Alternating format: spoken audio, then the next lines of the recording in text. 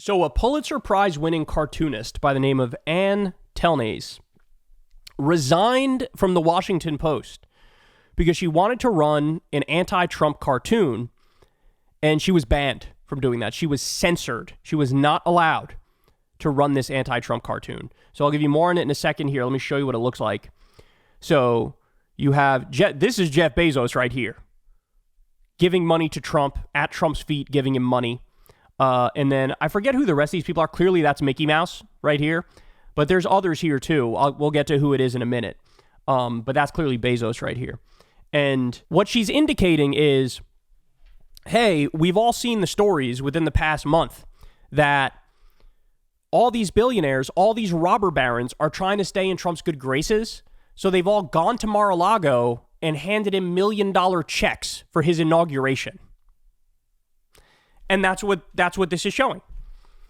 Not only is it a good cartoon, it's based in fact, right? So she wanted to run this, and then she was blocked by the Washington Post, which is exactly what we've been seeing everywhere in media lately. The LA Times, the owner of the LA Times, axed an article that was critical of Trump's transition. We have on MSNBC, Mika Brzezinski and Joe Scarborough went to Mar-a-Lago, had lunch with Trump, buried the hatchet. This is after they literally compared him to Hitler. So you have even so-called liberal media, they're all now entering the territory of false equivalence. We're going to call everything 50-50, fake balance, right? Bring in more right-wing voices. We got to hear both sides. That's liberal media's both sides. That's what it's turning into. That's what it's going to be in Trump's term. Right-wing media is still going to do right-wing media shit. It is going to be MAGA central. It is going to be Republican propaganda 24/7. Fox News, Newsmax, One America News Network, the Daily Wire, all these online right-wing propaganda outlets. So the right is going to do the shit that the right does. Relentless cheerleaders for Donald Trump and Republicans, right? But liberal media is just going to be both sides. So there's going to be, the Overton window is going to be totally skewed, where the place that's considered the left will just be the center, and the far right will be considered right-wing, right? So in other words, you won't have a real left-wing voice. Why?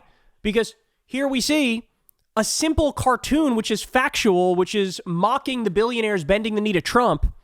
This was axed. This is too edgy. This goes too far. All right, so she wrote the following. Why I'm quitting the Washington Post. Democracy can't function without a free press. I've worked for the Washington Post since 2008 as an editorial cartoonist. I've had editorial feedback and productive conversations and some differences about cartoons I have submitted for publication. But in all that time, I've never had a cartoon killed because of who or what I chose to aim my pen at. Until now. The cartoon that was killed criticizes the billionaire tech and media chief executives who have been doing their best to curry favor with incoming President-elect Trump. There have been multiple articles recently about these men with lucrative government contracts and an interest in eliminating regulations making their way to Mar-a-Lago. The group in the cartoon included Mark Zuckerberg, who's, of course, the Facebook and Meta founder, Sam Altman, AI CEO, Patrick Soon-Shiong, he's the LA Times publisher that I just discussed, and the Walt Disney Company, and Jeff Bezos, the owner of the Washington Post, who she worked for. While it isn't uncommon for editorial page editors to object to visual metaphors within a cartoon if it strikes that editor as unclear or isn't correctly conveying the message intended by the cartoonist, such editorial criticism was not the case regarding this cartoon. To be clear, there have been instances where sketches have been rejected or revisions requested, but never because of the point of view inherent in the cartoon's commentary. That's a game changer and dangerous for a free press. Over the years, I have watched my overseas colleagues risk their livelihoods, and sometimes even their lives to expose injustices and hold their country's leaders accountable.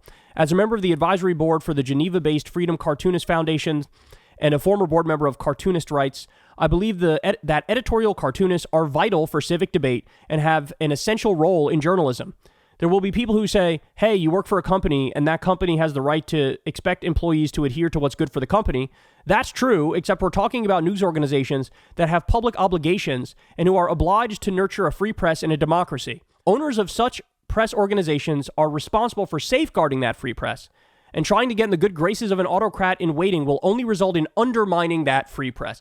So look, the point that she's making here is like, if they're willing to axe this, what does that say about what sort of editorial control will look like going forward?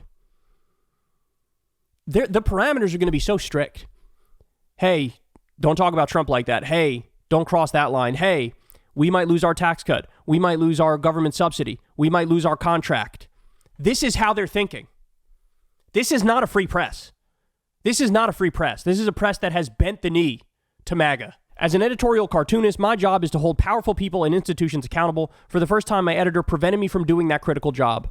So I have decided to leave the Post. I doubt my decision will cause much of a stir and that it will be dismissed because I'm just a cartoonist, but I will not stop holding truth to power through my cartooning because, as they say, democracy dies in darkness. Thank you for reading this. So, shout out to her, Ann Telnase. This isn't just about Ann Telnase. This is about what happened at the LA Times. They axed an article critical of the Trump transition. What's happening with all these CEOs making the trek to Mar-a-Lago to give Trump $1 million checks. Tim Cook just did it too, by the way. That came out the other day. What they're doing is they are responding to the political landscape. And they're saying, in their minds, they go, well, we think Trump won in a landslide. He didn't. He won by 1.5 percentage points. Oh, he won in a landslide. They got the House, they got the Senate, they got the presidency. We're in the Trump era, right? We're in the Trump era. So everybody's got to capitulate to the Trump era. You got to make your peace with it. And so they are not going to allow the same sort of criticism that was commonplace in 2016. They're going to reel it in. They're going to say you can't go too far. If you disagree, you got to disagree super respectfully, and you got to make sure you dot all the I's and cross all the T's. But they've clearly overcorrected because this cartoon is just accurate. It's just saying, look at everybody in the business world bending the knee to Trump because they want tax cuts, they want corporate welfare checks, they want subsidies, they want contracts, they want favoritism. It's just, she's just correct about that. But they want to hide that fact. They want to hide that fact. And guess what? They're also destroying their credibility in the process, right? They are. They just are. And the media environment is a complete and utter shame. Because like I said, mainstream media is a cesspool. You got the hardcore right-wing outlets, the MAGA outlets like we just discussed. But then even supposedly the liberal outlets are going to do both sides bullshit 24/7 now. And there's going to be very few voices that are just there to call out the bullshit and stand up to Trump as he's about to drive this country off a fucking cliff. Right? The media landscape has never been this bad. The only time that was comparable to it now is during the beginning of the Iraq War, where every critic of the Iraq War was fired. You know, you had Phil Donahue lost his show. Jesse Ventura was against the Iraq War, lost his show as a result of that. And there was just no truth teller in mainstream media for years. It was a dark, dark time because essentially it gives carte blanche to the government. In that case, it was George W. Bush. This time, it's Trump and MAGA. We got to stand up against it, man. We got to stand up against it. To not even allow this cartoon isn't even that biting. It's just accurate. But it's not allowed. They don't allow it. So,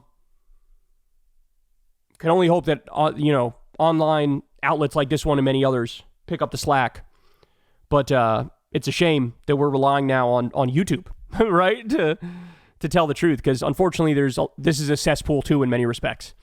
It really is a shame. New media has been a colossal failure in many respects, but we do what we can, right? We do what we can, and eventually the paradigm will shift. Hey y'all, do me a favor and like and subscribe. It helps out big time in the algorithm. Click the bell as well for notifications when videos drop, and watch that video on screen right now. You know you want to.